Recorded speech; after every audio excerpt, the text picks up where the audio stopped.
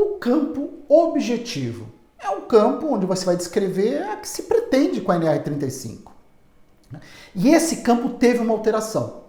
E é uma alteração que pode passar batida por quem talvez faça uma leitura não muito atenta. Porque essa alteração ela foi uma exclusão. Ou seja, havia algo no texto anterior que foi retirado nessa nova versão da NR35. Tá?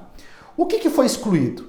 No texto anterior, na descrição dos objetivos da norma regulamentadora sobre trabalho em altura, ele finalizava determinando o atendimento das normas técnicas nacionais vigentes e, na ausência delas, as normas internacionais.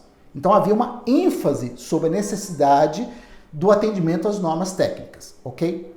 Isso não existe mais na nova redação.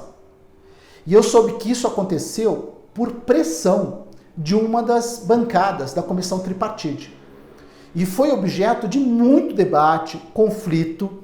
Então havia, de um lado, muita pressão pela exclusão e as outras partes tentando convencer essa de que não havia justificativa para retirar isso do texto.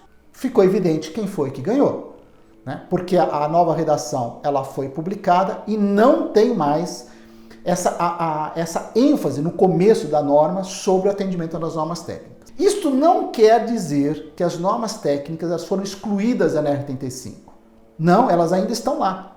Porque ao longo da norma, seja no texto base e em especial com os anexos, há sim, em vários trechos, a determinação de que determinadas normas técnicas que tenham relação com o tópico que está sendo abordado naquele trecho sejam atendidas. Então, a exigência da observância das normas técnicas continua existindo na NR35. O que aconteceu foi a retirada, né, desse campo objetivo, dessa ênfase sobre a necessidade de atender às normas técnicas. Os motivos dessa pressão, da intenção de tirar isso do texto, não está claro.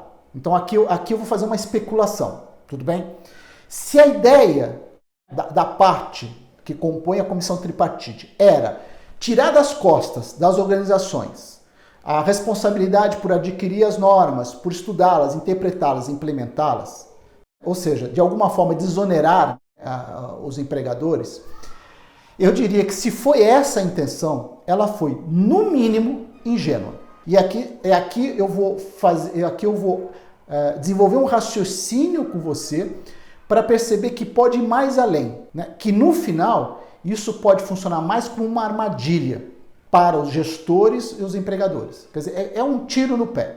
E para nós entendermos por que uma decisão como essa deve ser tomada como um grande equívoco, a gente precisa pegar esse assunto e colocar entre um ou mais contextos. Por exemplo, vamos começar pela necessidade. Lembra aquilo que eu falei no início do vídeo? Que o que cabe a uma norma regulamentadora é determinar o que deve ser feito e não como?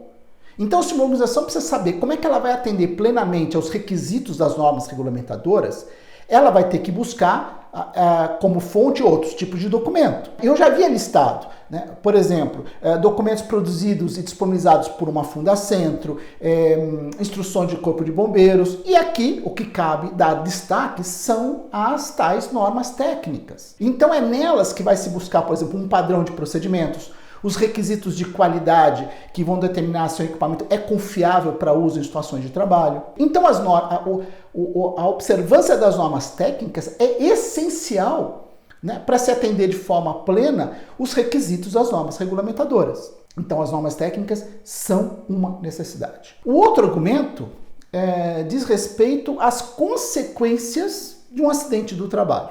Eu vou explicar.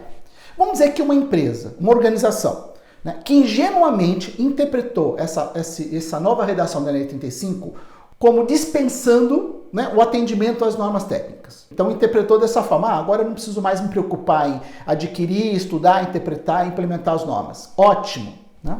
Menos responsabilidade, menos investimento. Vamos dizer que essa organização, né, que interpretou a nova redação da Lei 35 dessa forma ingênua, né, de fato desconsiderou procedimentos, padrões, etc. e tal, que estão contando nas normas.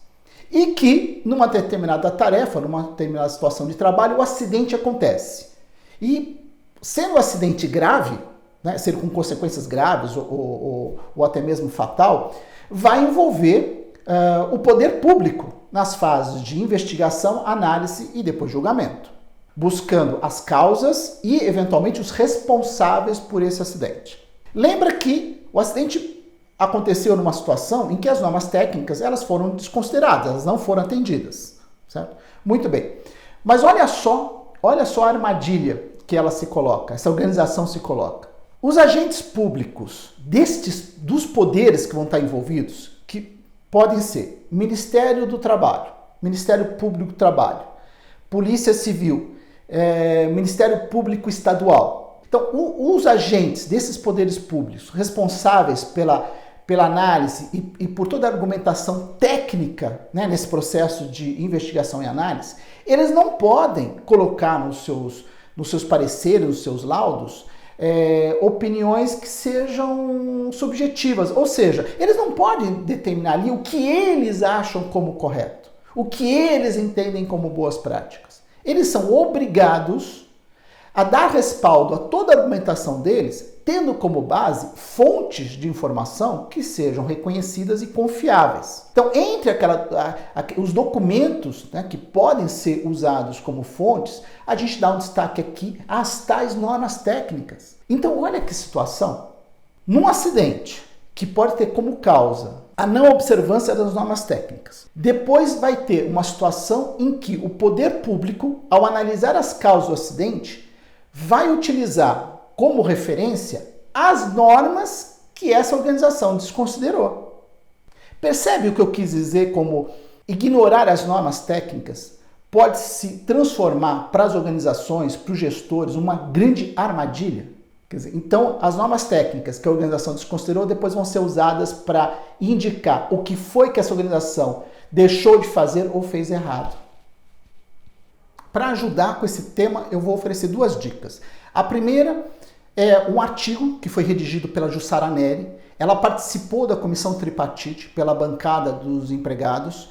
Então ela contribuiu com a produção dessa nova versão da NR35. E a pedido da Animaseg, ela redigiu um artigo para falar algo sobre os trabalhos da comissão. Ela dá uma ênfase para essa problemática da manutenção ou exclusão dessa ênfase ao atendimento às normas técnicas. Eu coloquei o link desse artigo aqui embaixo na descrição do vídeo, então é só clicar lá e você tem o texto no seu computador ou no seu smartphone para leitura.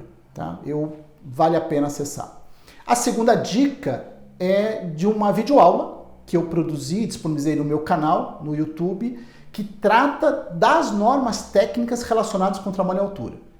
Isso foi uma coincidência. Tá? Porque isso foi pensado e produzido antes de ter sido publicado no Diário Oficial da União esse novo texto. Mas eu entendo que agora é muito conveniente.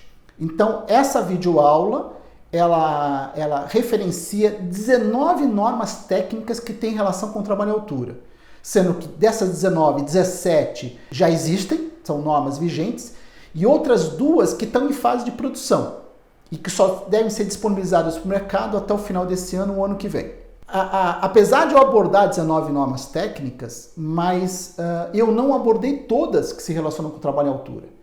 Porque o meu foco, não só, mas principalmente foi as soluções de uso individual. Então, o que eu não contemplo nessa videoaula são as normas técnicas relacionadas com as proteções coletivas. Bom, o recado final é o seguinte: é fato, nós dependemos delas, né, de forma efetiva, nós implantarmos a segurança do trabalho nas rotinas dentro das empresas. Tá? Nós dependemos delas para atender plenamente os requisitos das normas regulamentadoras. Então, não dá para desconsiderá-las. Ok?